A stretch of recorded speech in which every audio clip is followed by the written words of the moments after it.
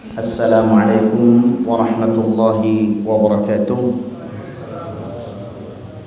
Innal hamdalillah nahmaduhu wa nasta'inuhu wa nastaghfiruh wa na'udzu billahi min shururi anfusina wa min sayyiati a'malina. Man yahdihillahu fala mudilla lahu wa man yudlil fala hadiya lahu. Asyhadu an la ilaha illallah wahdahu la syarika lah wa asyhadu anna Muhammadan abduhu wa rasuluh la nabiyya ba'da wa ba'd. Para jamaah yang dimuliakan oleh Allah Jalla Jalaluh, alhamdulillah pada hari ini kita akan mengkaji satu tulisan yang insyaallah bermanfaat buat kita semua, yaitu kami beri judul Navigasi Ramadan, yaitu bisa menjadi panduan kita di dalam bulan Ramadan ini, yang insyaallah ini berisi sekitar 30 hadis. Ada beberapa hadis yang kita gabung dalam satu pembahasan, ada yang tersendiri. An Abi Hurairah radhiyallahu anhu qala qala Rasulullah SAW la taqaddamu Ramadan bisawmin yawmin wala yawmain illa rajulun kana yasumu sawman falyasumhu, muttafaqun alaih. Dari Abu Hurairah radhiyallahu anhu bahwasanya Rasulullah SAW bersabda, janganlah engkau mendahului Ramadan dengan puasa sehari atau 2 hari, kecuali bagi yang terbiasa puasa, maka boleh ia puasa. Larangan mendahului bulan Ramadan, ya, misalnya salah satu contoh, kita ini puasa tanggal 18 atau tanggal 19, sehingga kita khawatir tanggal 18-19 ini puasa atau tidak, kita awali dari tanggal 17 hari Selasa besok. Maka apa yang terkait dengan hukum tersebut? Secara eksplisit, larangan ini menunjukkan haram, tapi kebanyakan ulama menghukuminya makruh. Jadi sebagian ulama mengatakan haram, sebagian ulama mengatakan makruh. Maka pendapat yang mengharamkan melihat dari sisi larangannya, karena dilarang oleh Nabi kita Muhammad SAW, la yasul. Ya, di sini Rasulullah SAW mengatakan la taqaddamu Ramadan bisawmin yawmin wala yawmin. Maka ini adalah bentuk larangan sebetulnya ini para jamaah, ya. Nah, kemudian para jamaah yang dimuliakan oleh Allah Subhanahu wa taala, sedangkan yang memakruhkannya melihat dari sisi pengecualian. Maka Tirmidzi berpendapat yang memakruhkan seseorang, ya, jadi Imam Tirmidzi berkata, pendapat yang memakruhkan seorang mempercepat melakukan puasa sebelum masuknya bulan Ramadan dikarenakan arti dari lafaz Ramadan tersebut. Kemudian keringanan, rukhsah, bolehnya berpuasa bagi orang yang terbiasa berpuasa sebelum bulan Ramadan seperti puasa Senin dan Kamis. Keringanan ini bersandar pada ijma' ulama. Jadi kalau misalnya ya, puasa itu hari Selasa, tapi antum dahului puasa dengan hari Senin karena antum terbiasa puasa Senin Kamis, maka ini tidak ada masalah, ya.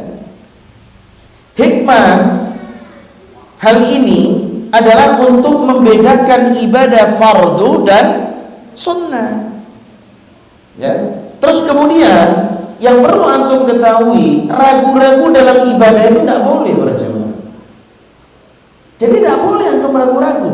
Jadi antum harus menetapkan yang satu atau yang dua, gitu ya. Nah, kemudian para jamaah yang dimuliakan oleh Allah, sebagai persiapan menghadapi puasa Ramadan dengan penuh antusias dan semangat mengenai hikmah ini, Ibnu Hajar berpendapat bahwa hukum puasa Ramadan bergantung ru'yatul hilal, yaitu melihat bulan. Barang siapa mendahulukan puasa Ramadan dengan berpuasa 1 atau 2 hari, maka ia telah berusaha mencela hukum tersebut Barangkali di antara hikmah dari masalah ini adalah agama tidak menyukai hal-hal yang terlalu berat dan menyalahi batas-batas ketentuan Allah. Maka barang siapa yang ragu, ya, barang siapa yang ragu kemudian dia mengadakan syariat yang baru, maka dia mencela syariat itu, para jemaah. Jadi para jemaah yang dimuliakan oleh Allah, kalau antum ragu terhadap satu ibadah, maka antum akan melakukan ibadah yang menurut antum benar, padahal menurut syariat itu salah. Bila seorang mempunyai suatu kewajiban puasa seperti mengganti puasa Ramadan atau puasa nadar, maka puasa sebelum bulan Ramadan bukanlah merupakan keringanan, tapi suatu keharusan yang mesti didahulukan ketimbang hal-hal yang makruh. Misalnya seorang wanita yang haid ataupun nifas yang punya tanggungan puasa, dia harus mengganti di bulan Ramadan ini, para jemaah. Sehingga ketika hari Ahad, Senin, Selasa dia harus puasa karena mengejar ketertinggalannya, maka ini juga tidak masalah, karena memang dia meniatkan puasa, mengqadha puasa yang hukumnya wajib.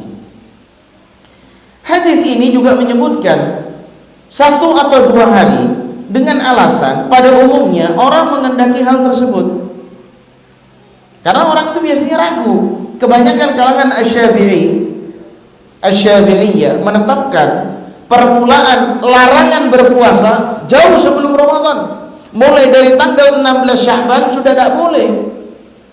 Dengan alasan ini mereka bersandar pada hadis marfu Abu Hurairah yang mana dikatakan idzan tasafa Sya'ban fala tasumu.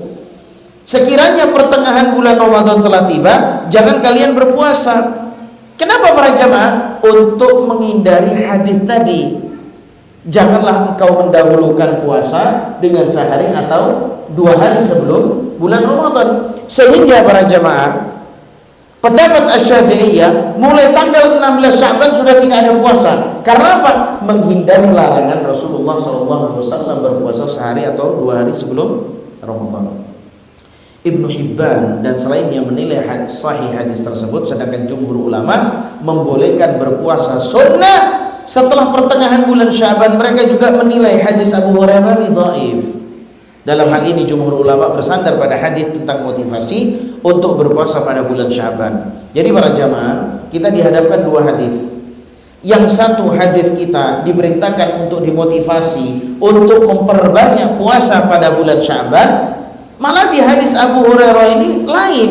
Dia mengatakan bahwasanya Rasulullah SAW sudah menyelesaikan puasa dan tidak puasa lagi di 16 Sya'ban.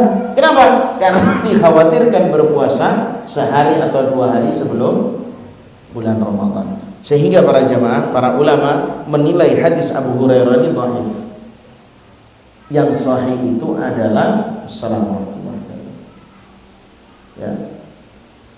Maka dinilai oleh para ulama yang sahih itu adalah motivasi memperbanyak puasa pada bulan Sya'ban, bukan melarang puasa pada bulan Sya'ban. Para jamaah, faedah dari hadis ini, puasa diwajibkan dalam 3 tahap. Jadi puasa itu diwajibkan tidak langsung muluk-muluk, langsung dihajar puasa. Lah. Yang pertama diwajibkan puasa Asyura, dan Nabi SAW telah memerintahkan kita untuk berpuasa Asyura. Kemudian yang kedua diwajibkan puasa Ramadan dengan alternatif antara puasa dengan fidyah tebusan. Dalam hal ini para jemaah, jadi tahap pertama puasa yang diwajibkan adalah puasa Asyura, ya, sebelum puasa Ramadan. Kemudian tahapan yang kedua, boleh puasa boleh enggak.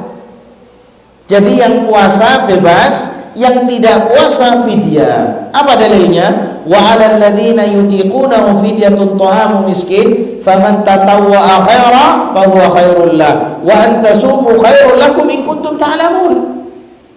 Dan wajib bagi orang-orang yang berat menjalankan jika mereka tidak berpuasa membayar fidyah, yaitu memberi makan seorang miskin Barang siapa yang dengan kerelaan hati mengerjakan kebajikan, maka itulah yang lebih baik baginya. Dan berpuasa lebih baik bagimu jika kamu mengetahui. Dalam surat Al-Baqarah 184. Kemudian puasa dalam tahapan yang ketiga adalah penekanan terhadap kewajiban berpuasa pada bulan Ramadan tanpa alternatif. Jadi perintah yang ketiga ini, puasa Ramadan sudah langsung diwajibkan, tidak bisa memilih lagi. Dalilnya apa? Syahrul Ramadan alladzi unzila fihi al-Qur'an hudan linnas wa bayyinatin minal huda wal furqan. Faman syahida minkum asy-syahra falyasum wa man kana maridan aw 'ala safarin فَإِدَّةٌ مِنْ أَيَّامٍ أُخَرَ يُرِيدُ اللَّهُ بِكُمُ الْيُسْرَ وَلَا يُرِيدُ بِكُمُ الْعُسْرَ وَلِتُكْمِلُوا الْعِدَّةَ وَلِتُكَبِّرُوا اللَّهَ عَلَى مَا هَدَاكُمْ وَلَعَلَّكُمْ تَشْكُرُونَ. Beberapa hari yang ditentukan itu ialah bulan Ramadan, bulan yang di dalamnya diturunkan permulaan Al-Quran sebagai petunjuk bagi manusia dan penjelasan-penjelasannya mengenai petunjuk itu dan pembeda antara yang hak dan yang batil. Karena itu barang siapa di antara kamu hadir di negeri tempat tinggalnya, faman syahida, dan juga diartikan barang siapa yang menyaksikan bulan itu, maka hendaklah ia berpuasa pada bulan itu. Dan barang siapa sakit atau dalam perjalanan, ini adalah pengecualian, maka wajiblah baginya untuk berpuasa sebanyak hari yang ditinggalkannya itu. Pada hari-hari lain Allah menghendaki kemudahan bagimu dan tidak menghendaki kesukaran bagimu, dan hendaklah kamu mencukupkan bilangannya, dan hendaklah kamu mengagungkan Allah atas petunjuknya yang diberikan kepadamu supaya kamu bersyukur. Maka para jamaah, hikmah periodisasi tahapan 1, 2, 3 dalam menetapkan hukum puasa ini adalah puasa merupakan jenis ibadah yang dirasakan berat bagi setiap insan. Karenanya puasa dilaksanakan dengan cara sedikit demi sedikit. Maka para jemaah, banyak di antara kaum muslimin yang mu'allaf. Ya, saya pernah tanya pada kaum muslimin yang mu'allaf, gimana puasa? Alhamdulillah saya kuat. Ya, alhamdulillah. Ada juga di antara kaum muslimin yang belum kuat untuk berpuasa.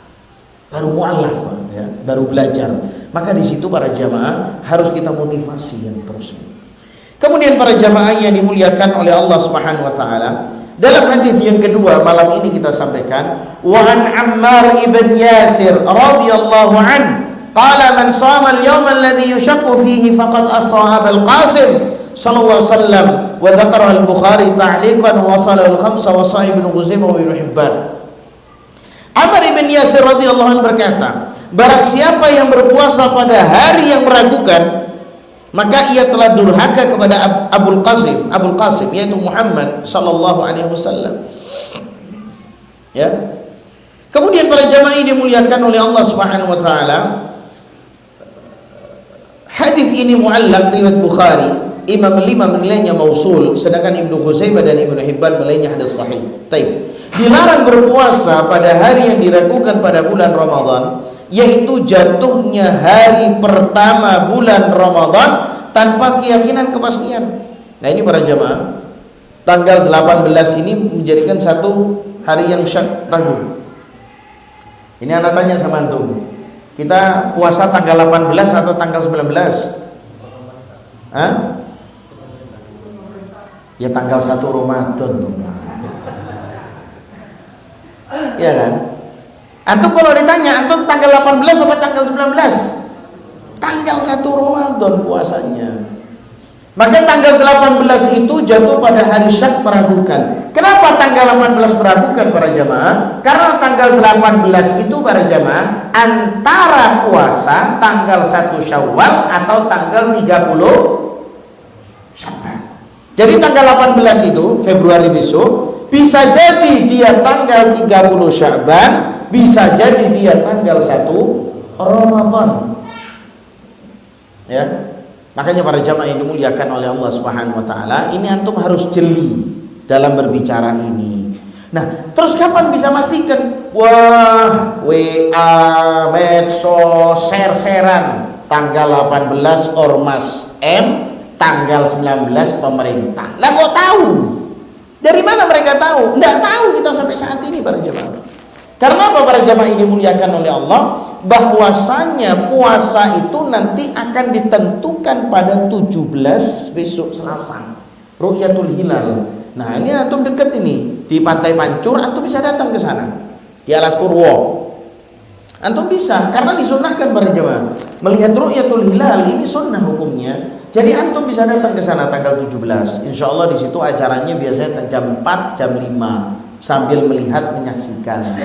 Di situ ada Kemenak, ada BHR Badan Hisab Ru'yat, ya, ada Bimas Bimbingan Masyarakat, ada KUA, ada Pengadilan Agama, ya, itu ada semua di sana. Nah, makanya para jamaah yang dimuliakan oleh Allah antum disunnahkan. Maka hari Syak ini adalah tanggal 18 Februari. Karena tanggal 18 ini hari Syaknya apa? Antara tanggal 30 Sya'ban atau 1 Ramadan. Karena tanggal 17 Februari itu tanggal 29 Sya'ban. Taib. Kemudian para jamaah, jatuhnya hari pertama bulan Ramadan tanpa keyakinan kepastian. Pada saat itu tidak diketahui apakah hari pertama itu termasuk bulan Ramadan atau tidak, yaitu malam ke-30 dari bulan Sya'ban. Itu hari Syaknya. Jika ada sesuatu yang menghalangi, tampak bulan. Nah, keharaman berpuasa pada hari Syak, yaitu meragukan tersebut, disebabkan menjadi salah satu bentuk kedurhakaan terhadap Rasulullah SAW. Kalau antum memaksakan diri tanggal 18 mau puasa, mau enggak, pokoknya saya harus puasa, ini tidak boleh, Pak. Karena syariat itu tidak boleh meragukan. Ibadah itu tidak boleh meragukan. Antum harus mantap, harus yakin baru melakukan, gitu loh, Pak. Lah kalau antum ragu terus melakukan, kira-kira amal ibadah antum diterima tidak sama Allah? Tidak mungkin. Lah kenapa? Kok antum ragu terhadap amalan itu? Padahal ini amalan kewajiban. Jadi amalan-amalan yang wajib tidak mungkin meragukan, karena Rasulullah SAW sudah memberikan wanti-wanti kepada kita bahwasanya masuknya bulan bukan hanya Ramadan, bukan hanya Syawal. Masuknya bulan karena dua hal: melihat bulan sabit atau menggenapkan bulan tersebut. Jadi Sya'ban ini bisa 29 karena melihat hilal, bisa 30 bulan Sya'ban. Kenapa? Karena tidak melihat hilal. Sudah cukup para jamaah. Ini caranya Rasulullah. Jangan antum modifikasi, jangan antum inovasi. Ini syariat, tidak bisa dimodifikasi. Nah, kemudian para jamaah yang dimuliakan oleh Allah Subhanahu wa taala, "Wa ma atakumur rasul fakhuduhu wa ma nahakum anhu fantahu." Apa yang diberikan Rasul kepadamu maka terimalah, pakaian, dan apa yang dilarang bagimu maka tinggalkan, dalam surat Al-Asy'arah ayat 7. Kemudian hadis ini juga menunjukkan satu kaidah hukum yang menyatakan yang pokok, yang kuat adalah tetap berlakunya hukum yang ada menurut keadaan yang semula. Jadi keadaan ini tidak bisa berganti-ganti. Implementasinya, pelaksanaannya dari kaidah ini adalah tetapnya bulan Sya'ban dan belum masuknya bulan Ramadan, selama kita meyakini masih berlangsungnya bulan Sya'ban dan belum ada tanda-tanda masuknya bulan Ramadan. Jadi para jamaah ini dimuliakan oleh Allah, kalau memang masih ada tanda-tanda masuknya bulan Ramadan, apa tandanya? Hilal. Baik. Sekarang antum ini orang Muncar, Pak. Ya. Ada ya orang Muncar di sini para jemaah ya? Mana orang Muncar? Nah, ini tuh. Orang Muncar ini tahu sama kondisi laut. Laut, oh tanggal 1, tanggal 2. Apakah boleh kita menggunakan metode pasang surutnya air laut dengan kita ambil metode tadi untuk masuknya bulan? Tidak bisa, karena Rasulullah SAW tidak pernah mengambil metode ini. Metodenya Rasulullah hanya dua. Yang pertama melihat, kalau tidak bisa melihat berarti menggenapkan bulan Sya'ban, gitu Pak. Kemudian para jamaah, Syekh Abdurrahman bin Qasim berkata, Imam dakwah Syekhul Islam ini dan orang yang mengambil pendapat darinya memilih tidak berpuasa pada hari Syak, tidak berpuasa pada hari yang meragukan. Mereka melarang berpuasa karena beberapa alasan. Yang pertama, malam itu adalah bulan Sya'ban menurut asalnya. Jadi tanggal 17 itu adalah ketentuan para jamaah. Kalau tanggal 17 Februari, tanggal 29 Sya'ban yang bertepatan 17 Februari, antum tidak bisa melihat bulan, maka kondisinya antum berarti masih berada di bulan Sya'ban. Ada larangan yang sahih dan jelas. Mendahului Ramadan dengan berpuasa 1 dan 2 hari adalah dilarang. Tadi sudah kita bahas. hadis-hadis yang sahih dan jelas melarang berpuasa pada hari syak. Kemudian riwayat Al-Marwazi dari Imam Ahmad menyatakan bahwa malam syak, malam yang meragukan, adalah malam ke-30 bulan Sya'ban, yaitu hari 29 Sya'ban malam harinya, karena masuk hari diawali dengan waktu maghrib apabila bulan terhalang oleh awan mendung. Ini adalah pendapat mayoritas ulama. Imam madhab yang 4 dan selain mereka juga telah ditetapkan oleh Syekhul Islam dan yang lainnya. Dalil pendapat ini banyak sekali, di antaranya sumu li ru'yatihi wa aftiru li ru'yatihi fa in ghubbiya 'alaikum fa akmilu iddata Sya'ban 30. Apa kata Rasulullah? Berpuasalah karena melihat bulan, berbukalah karena melihat bulan. Jika bulan terhalang awan, mendung atau tidak bisa dilihat, maka sempurnakanlah jumlah hari bulan Sya'ban menjadi 30 hari. Beres, Pak. Ya. Abul Qasim adalah gelar atau panggilan Nabi Muhammad SAW, yaitu Al-Qasim adalah putra Nabi Muhammad SAW dari istri beliau yang bernama siapa? Siapa ibunya Qasim? Khadijah radhiyallahu anha. Satu pendapat mengatakan bahwa Al-Qasim wafat sebelum kenabian, sedangkan pendapat yang lain mengatakan ia wafat setelah kenabian Muhammad SAW. Pada waktu Al-Qasim meninggal dunia, orang-orang musyrik berkata bahwa Nabi SAW tidak memiliki keturunan lagi. Lalu Allah Subhanahu wa taala menurunkan surat Al-Kautsar yang menegaskan kekeliruan mereka. Sebutan Ammar terhadap Rasulullah SAW, julukan Abul Qasim dalam rangka mengagungkan dan menghormati beliau. Sebutan itu Abul Qasim tidak termasuk dalam sinyal main firman Allah, la taj'alu du'a ar-rasul bainakum ka du'a ibadikum ba'dha. Janganlah kamu jadikan panggilan Rasul di antara kamu seperti panggilan sebagian kamu kepada sebagian yang lain, dalam surat An-Nur ayat 63. Merupakan salah satu sifat Rasulullah SAW. Al-Qasim artinya adalah membagi. Ya, banyak namanya orang-orang Arab namanya apa? Qasim, atau biasanya disebut dengan apa? Gasim. Jadi Gasim itu aslinya adalah Qasim. Jadi Gasim itu adalah dialek orang Yaman. Jadi orang Yaman kalau baca qaf itu ga. Jadi Gasim berasal dari mana? Qasim, ya. Karenanya beliau pernah bersabda, "Innama ana qasim wallahu mu'til." Sesungguhnya aku adalah orang yang membagi dan Allah yang maha memberi. Tujuan dibolehkannya menyebut Nabi Muhammad SAW dengan selain dari sifat kerasulan dan kenabiannya adalah lantaran bab khabar, berita lebih luas daripada bab talab, yaitu tuntutan. Karena itu Nabi Muhammad SAW tidak dipanggil melainkan dengan sifat kerasulan dan kenabian, wahai Nabi, wahai Rasul, gitu ya. Namun boleh bercerita tentang Rasulullah SAW dengan sebutan nama-nama lain, misalnya seperti Abul Qasim. Kemudian para jamaah yang dimuliakan oleh Allah, hadis yang ketiga. Bismillah. Mudah-mudahan satu malam ini kita menghabiskan 10 hadis ya. Karena hadisnya kan 30. Ya, hadisnya berapa? 30. Pertemuan saya kemungkinan di bulan Ramadan cuma 2 kali ya. Kemudian para jamaah dimuliakan oleh Allah, pada hadis yang ketiga, wa an bin Umar radhiyallahu anhu qala sami'tu Rasulullah sallallahu alaihi wasallam yaqul, "Idza ra'aitumuhu fasumu wa idza ra'aitumuhu fa'aftiru fa in humma 'alaikum faqduru lahu." Muttafaqun 'alaih. Wa li Muslim fa inna ughmiya 'alaikum faqduru lahu 30 wa lil Bukhari fa akmilu 'iddata 30. Ibnu Umar radhiyallahu anhu berkata, aku mendengar Rasulullah SAW bersabda, apabila engkau sekalian melihatnya bulan, berpuasalah.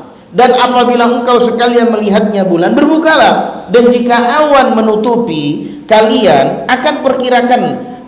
Maka apabila jika awan menutupi kalian atau menutupi pandangan kalian, maka perkirakanlah. Ya.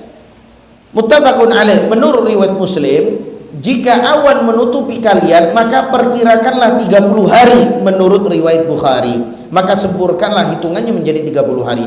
Walau fi haditsin Abi Hurairah radhiyallahu anhu fa akmilu 'iddata Sya'ban 30. Menurut riwayat dari hadis Abu Hurairah, maka sempurnakanlah hitungan bulan Sya'ban 30 hari. Nah, ini para jemaah, ini kan metodenya Rasulullah. Jangan kita menggunakan metode-metode yang lain. Ya. Metode-metode yang lain itu banyak para jamaah. Wallahu alam pernah kita kumpulkan, karena anak juga pernah di Badan Hisab Ruqyah, pernah kumpulkan ada metode sekitar 36 atau 90 metode gitu untuk menetapkan masuknya bulan. Ya salah satunya adalah wujudul hilal, imkanur ru'ya, sampai kepada pasang surutnya air laut. Loh, jangan salah loh para jamaah. Nelayan itu faham loh masuknya bulan dengan pasang surutnya air laut, tapi tidak boleh itu dijadikan sebagai pedoman, karena pedoman kita adalah pedomannya Nabi Muhammad SAW. Maka para jamaah yang dimuliakan oleh Allah, kenapa? Karena Rasulullah tidak pernah tinggal di pesisir laut. Rasulullah itu tinggalnya di Mekah, Rasulullah itu tinggalnya di mana? Di Madinah. Rasulullah tidak pernah tinggal di mana? Di pesisir laut. Sehingga salah satu syariat yang diperkenankan oleh Allah Subhanahu wa taala kepada nabinya, yaitu sesuai dengan kondisi Nabi Muhammad sallallahu alaihi wasallam. Hikmahnya, kenapa kok kita tidak pakai air laut? Ya hikmahnya lebih banyak para jemaah. Kenapa? Karena tidak semua orang tinggal di pesisir laut. Wajib berpuasa pada bulan Ramadan jika telah jelas melihat bulan, dan wajib berbuka jika telah jelas melihat bulan Syawal. Disunnahkan menyebarkan kabar masuknya bulan Ramadan dan keluarnya Ramadan dengan sarana yang lebih luas dan lebih cepat, seperti Kemenak yang menyampaikan ini sunnah. Ketetapan hukum berpuasa dan berbuka bergantung pada melihat bulan. Maka tidak boleh berpuasa kecuali dengan melihat bulan, dan tidak berbuka kecuali hanya dengan melihat bulan, walaupun dengan menggunakan teropong, walaupun dengan menggunakan alat-alat pembesar, karena itu juga dianggap sebagai penglihatan dengan mata telanjang. Jika ada sesuatu yang menghalangi untuk melihat bulan, berupa awan, debu, atau yang lainnya pada malam ke-30 bulan Sya'ban, maka sempurnakanlah bulan Sya'ban itu menjadi 30 hari. Tidak boleh berpuasa pada hari itu menurut pendapat yang unggul, ya. Jadi tidak boleh para jamaah. Hal itu karena hukum asal dan keyakinannya adalah tetapnya bulan Sya'ban, dan keluar darinya merupakan satu keraguan. Keyakinan tidak kembali kecuali kepada sesuatu yang menyerupainya, sedangkan keraguan dan kemungkinan tidak didahulukan daripada keyakinan. Jadi pada intinya para jamaah, keyakinan itu harus lebih didahulukan daripada keraguan. Tapi banyak di antara kaum muslimin yang senang sama ragu-ragu. Kalau sudah ragu-ragu itu dilakukan salah. Harusnya ragu-ragu diapakan? Tinggalkan. Dak ma yaribuka la ma la yaribuk. Tinggalkanlah apa yang tidak meragukanmu kepada apa yang tinggalkanlah meragukanmu kepada apa yang tidak meragukanmu. Jadi tinggalkan yang meragukan. Kalau ragu-ragu jangan dijalankan. Kemudian para jamaah yang dimuliakan oleh Allah, ru'ya, penglihatan, pengamatan merupakan pedoman syar'i. Jadi syariat kita itu memang penglihatan, pengamatan, ru'ya dalam menetapkan puasa dan berbuka. Tidak cukup dengan hisab, perhitungan hari, tidak sah berpedoman kepada hisab pada suatu kondisi. Syekhul Islam berkata para jamaah, tidak diragukan lagi bahwa telah ditetapkan dengan hadis yang sahih dan athar para sahabat, tidak boleh berpedoman, berpatokan kepada perhitungan bintang. Ya, orang yang berpedoman kepada hisab seakan-akan ia adalah orang yang sesat dalam hukum dan orang yang mengada-ngada dalam agama, maka ia melakukan kesalahan dalam akal dan ilmu hisab. Karena para ahli astronom mengetahui bahwa ru'ya tidak akurat dengan menggunakan hisab. Ru'ya beda dengan adanya perbedaan ketinggian dan rendahnya posisi dan lain-lain. Maka para jamaah yang dimuliakan oleh Allah, dengan adanya ru'yah ini para jamaah, sehingga setiap negara berbeda lebarannya, berbeda Ramadannya, sehingga mereka mengatakan, oh berarti kaum muslimin ini tidak bisa bersatu karena lebarannya selalu apa? Berbeda. Lah ini semua hikmah para jamaah. Salah satu hikmahnya antum ini yang pertama nurut perintah Allah dan Rasulnya apa tidak. Kemudian yang kedua, persatuan kaum muslimin itu ada di dalam pemerintahnya masing-masing, Pak. Ya, karena memang kita tidak bisa bersatu dalam hari sama orang Saudi, tidak bisa. Bayangkan para jamaah ya, sekarang jam berapa ini? Jam 6 ya, baik. Jam 6 atau jam 7 ya. Baik, anak mau tanya, ini yang jadi jam berapa sekarang? Jam 9 Pak. Jangan kan Irian Jaya, Bali aja 1 jam itu. Baik, kalau misalnya Irian Jaya jam 9, berarti jarak ke Arab Saudi berapa jam? 6 jam, setengah hari. Tidak mungkin ketemu. Ya, ini semua hikmahnya Allah Subhanahu wa taala. Kemudian para jamaah yang dimuliakan oleh Allah, dinukil dari hadis Quraib dengan Ibnu Abbas radhiyallahu anhu dalam riwayat Muslim, Sahih Muslim. Jika bulan telah terlihat di suatu negeri, maka apakah wajib berpuasa atau tidak bagi umat muslim secara keseluruhannya? Jadi misalnya begini para jamaah, kalau di Arab Saudi kelihatan bulan, apakah di Indonesia ikut lebaran? Di Arab Saudi kelihatan bulan, apakah di Indonesia ikut puasa? Baik, dari Quraib, sesungguhnya Ummul Fadl bintu Al-Harith telah memutusnya menemui Muawiyah. Jadi Muawiyah ini di Syam. Kalau sekarang Muawiyah itu ada di Suriah, Pak. Sedangkan Quraib sama Ibnu Abbas ini di mana? Di Madinah. Kemudian berkata Quraib, lalu aku datang ke Syam, terus aku selesaikan semua keperluannya dan tampaklah olehku bulan Ramadan, sedang aku masih ada di Syam. Dan aku melihat hilal Ramadan pada malam Jumat, berarti hari Kamis. Hari Kamis malam Jumat dia melihat bulan. Kemudian aku datang ke Madinah pada akhir bulan Ramadan. Lalu Abdullah ibn Abbas bertanya kepadaku tentang beberapa hal, kemudian ia menyebutkan tentang hilal. Lalu ia bertanya, kapan kamu melihat hilal Ramadan ya Quraib? Quraib menjawab, kami melihatnya pada malam Jumat. Abdullah bin Abbas bertanya, engkau melihatnya sendiri wahai Quraib? Quraib menjawab, iya, dan orang banyak juga melihatnya. Lalu mereka puasa dan Muawiyah juga puasa. Kemudian ia berkata, Ibnu Abbas berkata, tetapi kami melihatnya pada malam Sabtu. Kami melihatnya pada malam Sabtu. Berarti Madinah dan Syam berbeda ru'yah. Ya. Puasanya penduduk Syam hari Jumat, puasanya penduduk Madinah hari Sabtu.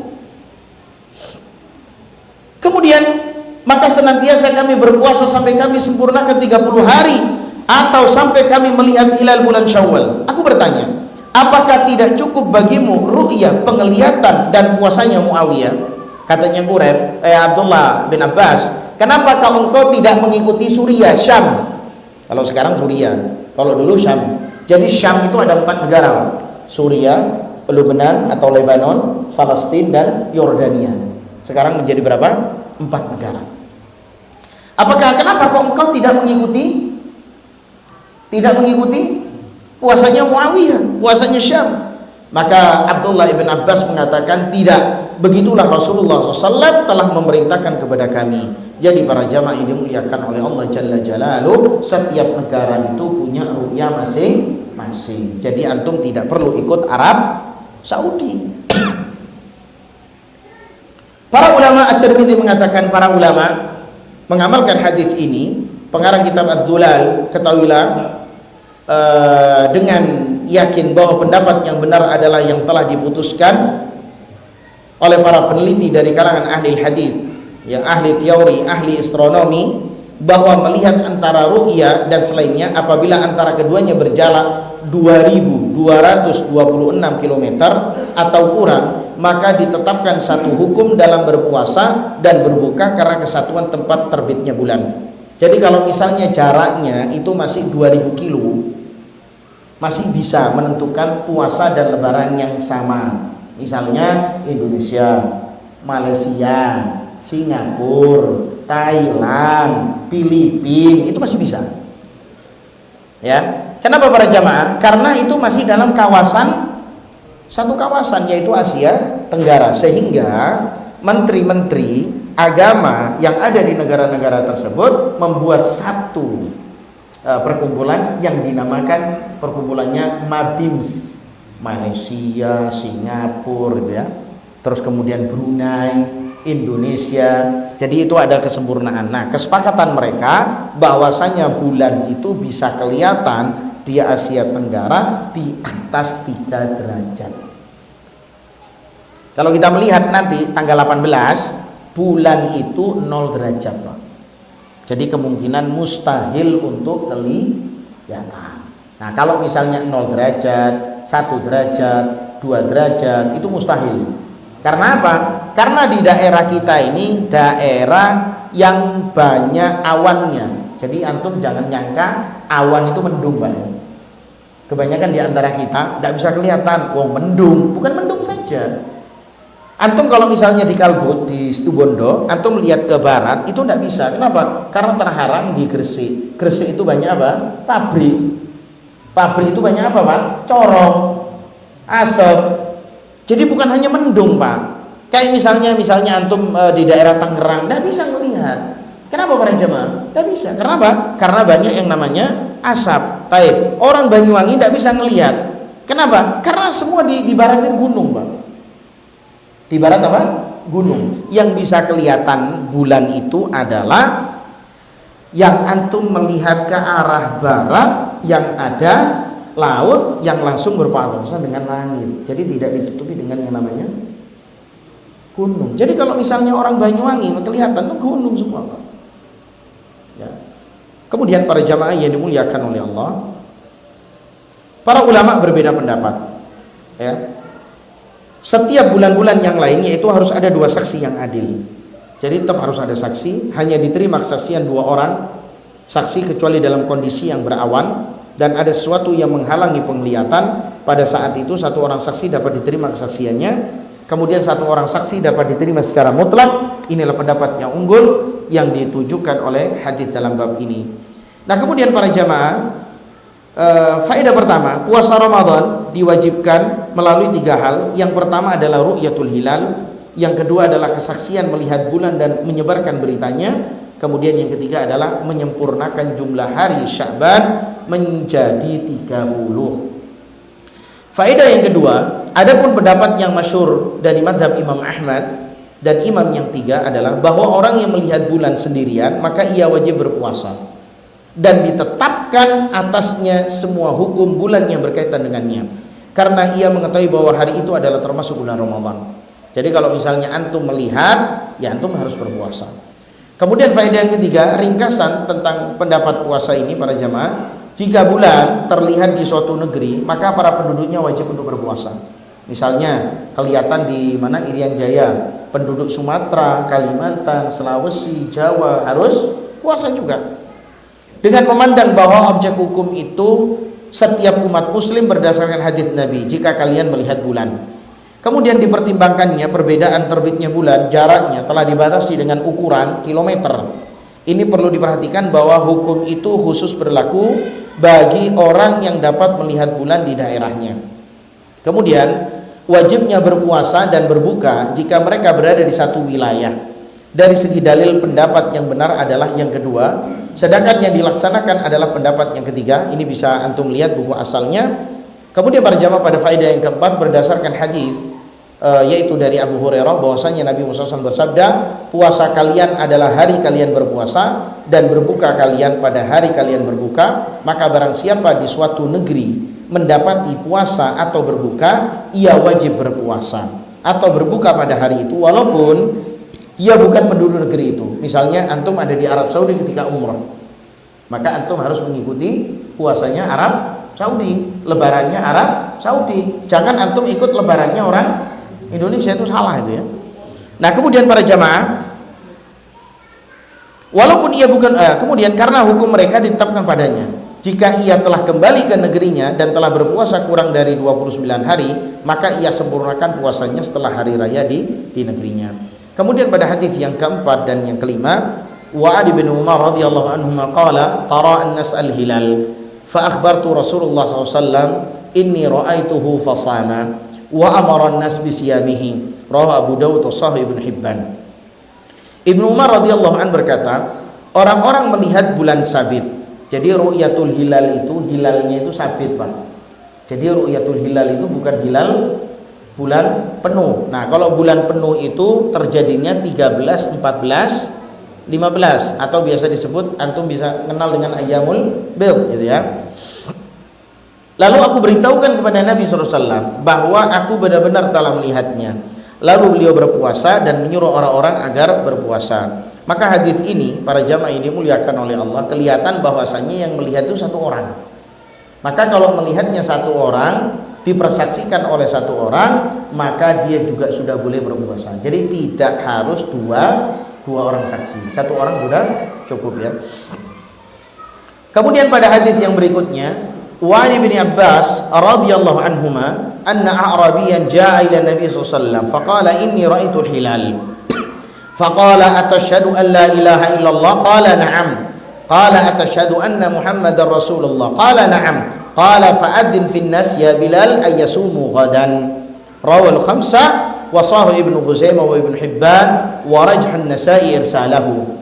Dari Ibnu Abbas radhiyallahu anhuma bahwasanya ada seorang Arab Badui menghadap Nabi SAW lalu berkata, sungguh aku telah melihat bulan sabit tanggal 1. Nabi SAW bertanya, apakah engkau bersaksi bahwa tiada Tuhan selain Allah? Ia berkata, ya. Beliau bertanya, apakah engkau bersaksi bahwa Muhammad itu adalah utusan Allah? Ia menjawab, ya. Beliau bersabda, umumkanlah pada orang-orang wahai Bilal agar besok mereka puasa. Hadis ini menurut Ibnu Huzaimah dan Ibnu Hibban, Nasa'i menilainya mursal. Maka para jamaah yang dimuliakan oleh Allah, dari hadis ini juga bisa kelihatan bahwasanya yang menyaksikan adalah satu orang. Ya, kalimatnya di sini jelas bahwasanya disampaikan oleh anna a'rabiyan, seorang Arab Badui, Arab pegunungan atau Arab desa ya. Maka dia menyampaikan. Jadi persaksian satu orang itu juga dihukumi boleh. Kenapa para jamaah dimuliakan oleh Allah? Karena dia seorang yang adil. Ditanya oleh Rasulullah SAW, apakah engkau bersaksi bahwasanya tiada yang berhak disembah kecuali Allah? Ya, aku bersaksi. Apakah engkau bersaksi bahwasanya Muhammad adalah utusan Allah? Ya, saya bersaksi. Bahwasanya dia adalah seorang Muslim yang berhak untuk diambil persaksiannya. Kemudian pada hadis yang lain, wa an Hafsah ummul mukminin, taib, fadhal, radhiyallahu anha. An Nabi sallallahu alaihi wasallam qala man lam yubayyit as-siyam qabla fajr fala siyam lah. Qala al-khamsa wa man an-Nasa'i wa Tirmidzi ila tarji wa sahih marfu'an Ibnu Khuzaimah wa Ibnu Hibban wa lidarukum ila siyama lima lam yafridhu min al-lail. Dari Hafsah ummul mukminin radhiyallahu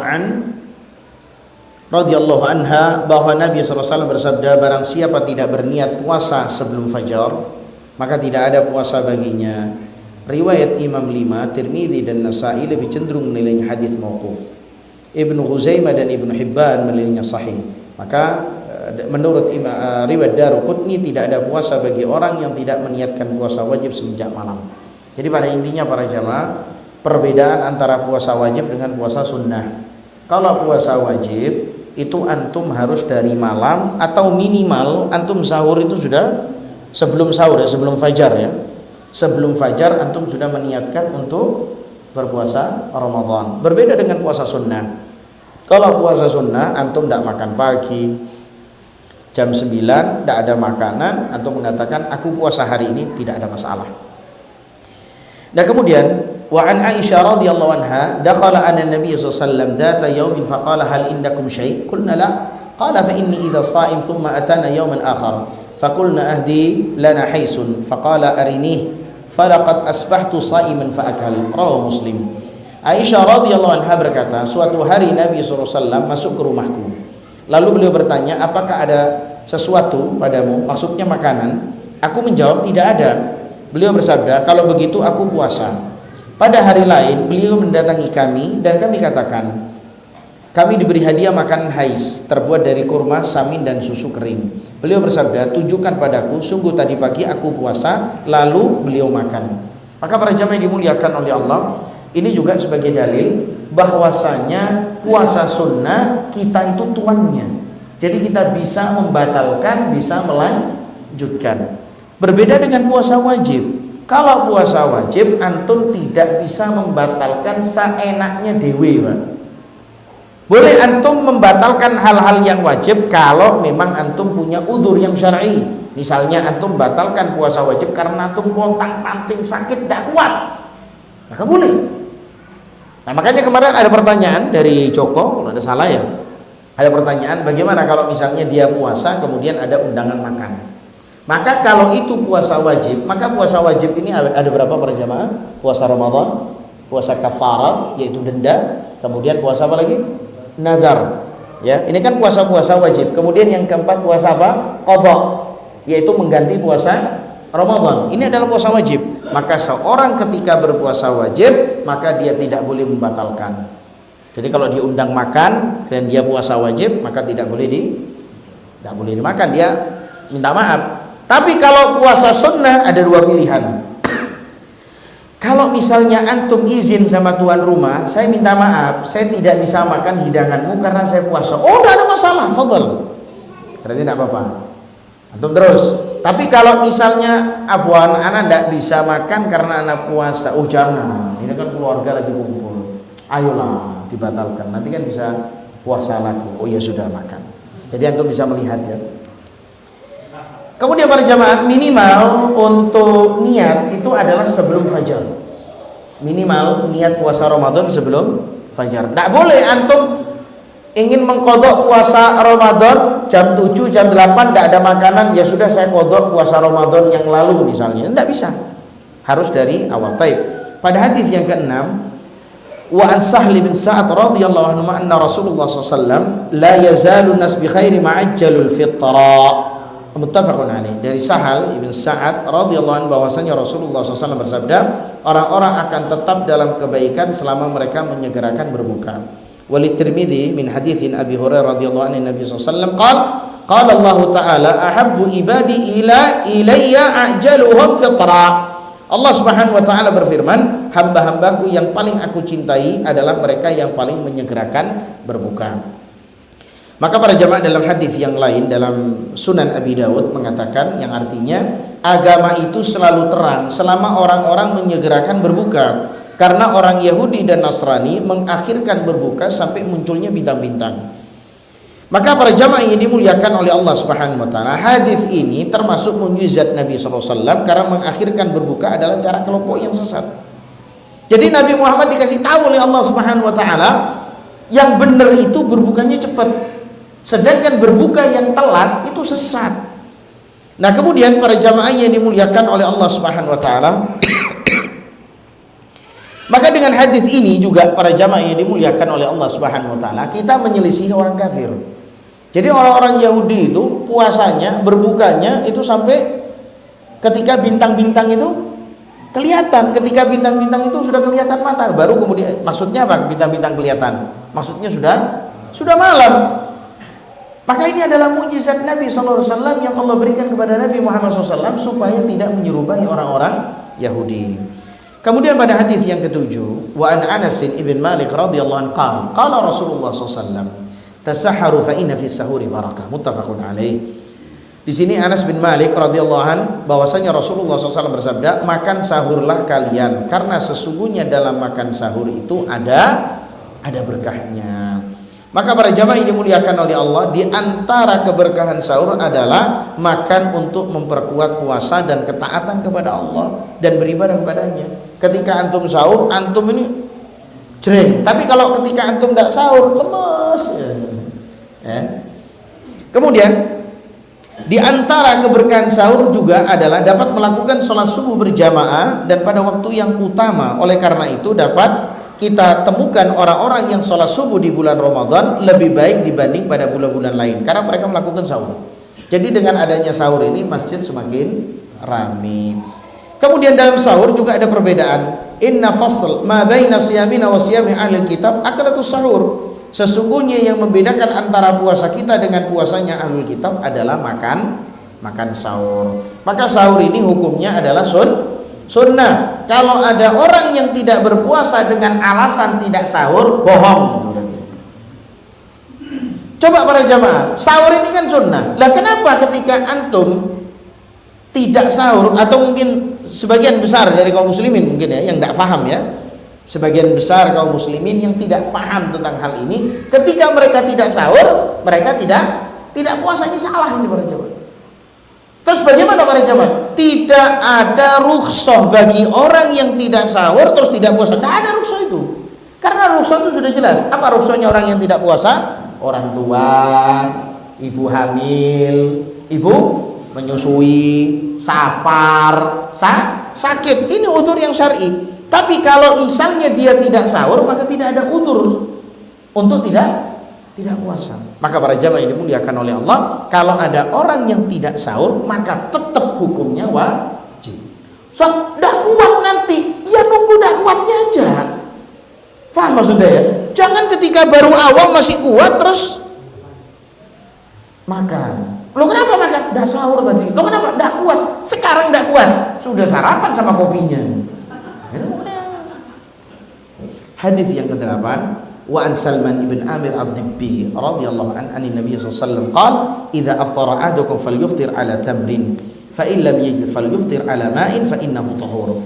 Rawahul khamsah wa sahih Ibnu Huzaimah wa Ibnu Hibban wal Hakim. Dari Sulaiman ibn Amir ad-Dibbi radhiyallahu anhu bahwa Nabi Muhammad SAW bersabda, apabila seorang di antara kamu berbuka, hendaknya ia berbuka dengan kurma.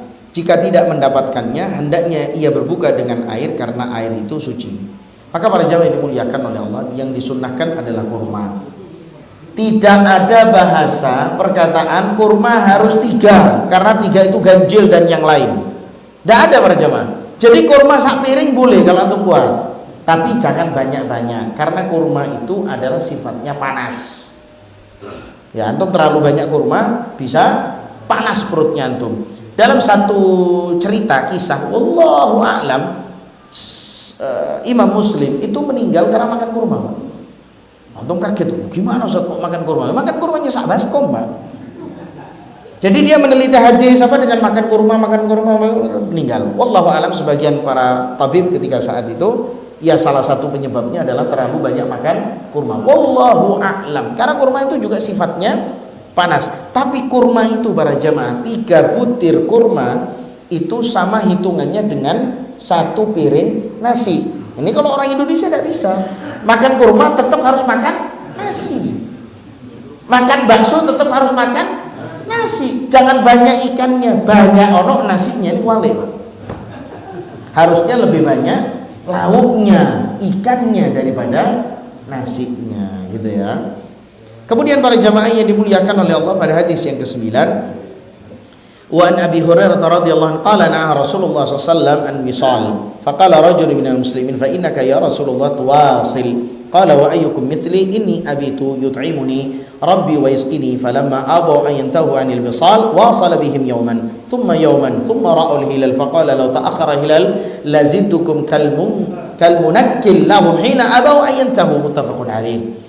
Abu Hurairah radhiyallahu anhu berkata, Rasulullah SAW melarang puasa wisal, puasa bersambung tanpa makan. Lalu ada seorang dari kaum muslim bertanya, tetapi Rasulullah sendiri puasa wisal. Wahai Rasulullah, beliau menjawab, siapa di antara kamu yang seperti aku bermalam dan Tuhanku memberi makan dan minum, karena mereka menolak untuk berhenti puasa wisal. Maka beliau puasa wisal bersama mereka sehari. Kemudian sehari, lalu mereka melihat bulan sabit, maka bersabdalah beliau Rasulullah, seandainya bulan sabit tertunda, aku akan tambahkan puasa wisal untukmu sebagai pelajaran bagi mereka yang menolak untuk berhenti. Muttafaqun alaih. Jadi puasa wisal ini adalah puasa berlanjut para jamaah. Jadi maghrib ketemu maghrib, Pak. Ya, maghrib ketemu maghrib. Jadi maghrib buka, habis buka terus kemudian puasa lagi, Pak. Sampai ketemu maghrib lagi, Pak. Ini sebagian besar dari para sahabat kelepesan, tahu kelepesan, Pak? Tidak kuat. Ada sahabat Nabi kerjanya itu giat gitu, kerjanya itu bertani gitu ya. Sebelum maghrib dia selesai kan dari kerjanya itu, karena kecapean dia tertidur. Akhirnya tidak berbuka. Baru bangun malam, ya Allah. Akhirnya gimana? Bisa tidak dia makan? Tidak bisa. Dia harus melanjutkan puasa lagi. Akhirnya sampai besok kelimpungan, tidak bisa. Ya. Sehingga kata Rasulullah SAW, kalau aku dikasih makan dan minum oleh Allah Subhanahu wa ta'ala. Jadi intinya ada perkara yang dibolehkan khusus untuk Nabi dan tidak dibolehkan bagi kita. Salah satu contoh, menikah 9 wanita. Itu antum tidak boleh, antum cukup 4 aja, Pak. Jangan lebih dari 4, cukup 4 saja. Gitu ya. Jangan lebih dari 4. Dan kemudian puasa wisal ini juga kekhususan kepada Nabi Muhammad SAW, bukan kepada kita. Kemudian para jamaah, pada hadis yang ke-10 yang terakhir bagi malam ini, nanti kita akan lanjutkan kita bulan Ramadan. Wa anhu qala Rasulullah SAW, man lam yada' qawla az-zur wal 'amalu bihi wal jahl falaysa lillahi haja fi an yada' ta'amahu wa syarabahu. Rawal Bukhari wa Abu Dawud. Dari Abu Hurairah radhiyallahu anhu bahwasanya Rasulullah SAW bersabda, barang siapa tidak meninggalkan perkataan dusta dan mengerjakan serta berlaku bodoh, maka tidak ada keperluan bagi Allah untuk meninggalkan makanan dan minumannya. Maksudnya puasa dan lapar kita, dahaga kita ini tidak ada gunanya di pandangan Allah Subhanahu wa taala karena kita selalu berbuat ghibah, berbohong, namimah, tidak jujur, dusta. Makanya para jamaah yang dimuliakan oleh Allah, perkataan dusta itu adalah perkataan yang melenceng dari kebenaran. Adapun kebodohan adalah kebalikan dari bijaksanaan, yaitu kebodohan dengan perkataan yang keji. Ya, ABC itu diomongkan semua terus ya. Nah, kemudian sabda Nabi Muhammad SAW, maka Allah tidak mempunyai keperluan untuk meninggalkan makan dan minumnya, yaitu puasanya. Itu menjelaskan beratnya melakukan perkataan bohong, beratnya melakukan perkataan keji ketika sedang berpuasa. Jika tidak, maka Allah Maha Kaya tidak membutuhkan semesta alam dan amal perbuatan kita para jamaah. Ingat para jamaah ya, kita masuk surga bukan karena amalan kita. Kita masuk surga karena rahmat Allah. Walaupun ana, kata Nabi Muhammad SAW, walaupun aku, kata Nabi Muhammad SAW ya. Inna salata tanha anil fasya'i wal munkar. Sesungguhnya salat itu mencegah perbuatan keji dan mungkar. Makanya para jamaah, orang yang berpuasa nalzam masjid. Kita lebih banyak di masjid. Ya Ustaz, anak jadi pegawai toko nih Ustaz. Iya, ketika jadi pegawai ya di pegawai toko. Tapi ketika selesai dari toko ya di rumah, kemudian ke masjid. Maka para jamaah, para ulama sepakat bahwa berdusta dan ghibah dimakruhkan bagi orang yang sedang berpuasa. Dan keduanya sah secara hukum. Jadi intinya puasanya tetap sah, tidak batal, tapi mengurangi pahala. Hal ini berdasarkan kaidah pengharaman jika bersifat umum maka tidak dikhususkan untuk ibadah karena tidak membatalkannya. Berbeda dengan pengharaman yang bersifat khusus. Ya. Misalnya khamr itu khusus, yang memabukkan, yang menutupi akal itu haram. Kemudian zina sama siapapun haram ya. Kemudian tujuan disyariatkan puasa bukan hanya untuk meninggalkan hal-hal yang membatalkan, menahan lapar dan haus, akan tetapi juga menahan syahwat dan luapan kemarahan, juga menundukkan nafsu amarah sehingga menjadi tenang. Jika hal itu tidak tercapai, maka Allah tidak akan menerima puasanya. Makanya para jamaah ketika keluar dari bulan Ramadan, harapannya adalah la'allakum tattaqun. Wallahu alam. Kita akan lanjutkan pada hadis yang ke-11 di pertemuan yang akan datang. Tapi para jamaah, fadhal, mungkin ada yang mau ditanyakan, fadhal, silakan. Iya, sebentar, ini dulu ya. Baik, fadhal.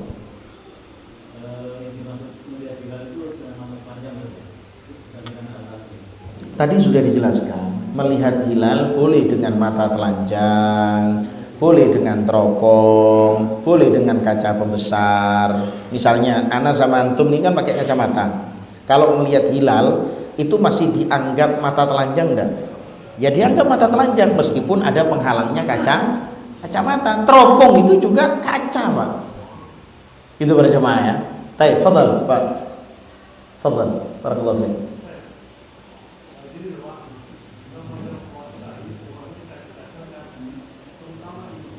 Ya, bisa.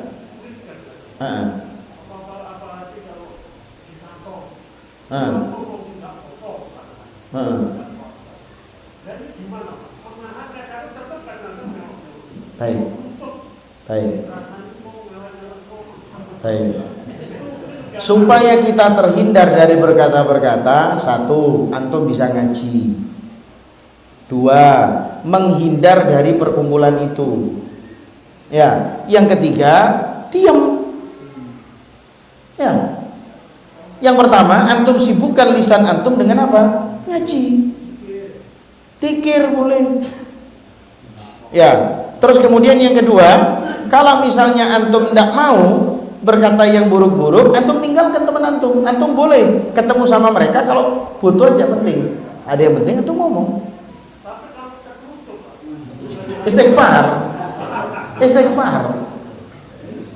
Tidak ada manusia tidak keperucut itu, Pak. Saya sering keperucut juga, Pak. Tapi istighfar, Pak. Ah? Iya. Ah. Ya sementara ini kalau di sawah ya ngulangi murojaah hafalan Quran mah. Atau mungkin antum setel apa lewat HP terus telinganya pakai ini terus Al-Quran. Loh ya jangan ikut ngomong ya, kalau cuma ikut ini bro ya kena gitu ya. Iya banyak istighfar sudah. Astagfirullah, astagfirullah, astagfirullah. Ya, taib. Ada yang lain? Taib, fadhal. Metode hisab itu awalnya gimana? Ya kalau asal usulnya wallahu a'lam, intinya metode hisab itu semua orang juga menggunakan. Antum juga menggunakan metode hisab. Salah satu contoh 5 waktu itu juga menggunakan metode hisab. Karena tidak semua kaum muslimin atau muadzin yang pertama faham tentang hal itu. Kemudian yang kedua, wilayah-wilayah terkhusus seperti Banyuwangi itu juga sulit ya melihat. Cuma yang bisa dilakukan itu mungkin sholat asar dan sholat maghrib bisa insya Allah. Yang sulit itu subuh. Antum kalau di Muncar di sini, antum tidak bisa membuktikan subuh itu kapan, karena di timurnya antum itu ada gunung yang terhalang ya. Jadi sehingga pemerintah juga menertibkan itu dengan metode hisab. Jadi metode hisab ini ya setiap hari itu nonton gitu Pak, ngelihat tiap hari ditulis tanggal 1 Ramadan ininya. Nah, kalau sudah berkata pada derajat itu astronom Pak. Ilmu astronom. Ya dari dulu ilmu astronom itu ada, tapi Allah alam saya belum pernah belajar. Tapi pada intinya yang saya tahu, kalau orang mau belajar ru'yatul hilal ya tiap hari harus nonton itu Pak, menyaksikan tiap hari. Jadi antum tulis tanggal 1 bulan itu ada di mana. Kan benda langit ini Pak kadang-kadang ada di utara, kadang-kadang ada di selatan. Nah kalau sekarang benda langit ada di mana Pak? Nah, ada di selatan sekarang. Makanya ru'yatul hilal ada di Pancur. Nah, benda langit kalau ada di utara berarti ru'yatul hilal lihatnya di mana? Di Kalbut Situbondo, di Gresik itu bisa. Nah, ini sesuai dengan bulan. Biasanya kalau bulan-bulan Juli ke atas itu bulan ada di utara. Kalau Januari ke atas ini sekarang ini Januari Desember itu ya, itu bulannya ada di selatan. Nah itu antum harus nonton tiap hari ya. Kalau metode ada sekarang bulannya 0 derajat, 1 derajat, min derajat, itu kembali kepada ilmu astronom. Anda tidak punya ilmu itu Pak. Ada yang lain? Sebetulnya ru'yatul hilal itu gampang ya. Cuma membutuhkan ngelihat itu aja sudah selesai. Tidak menghitung, tidak menghisap. Ada yang lain Pak? Cukup?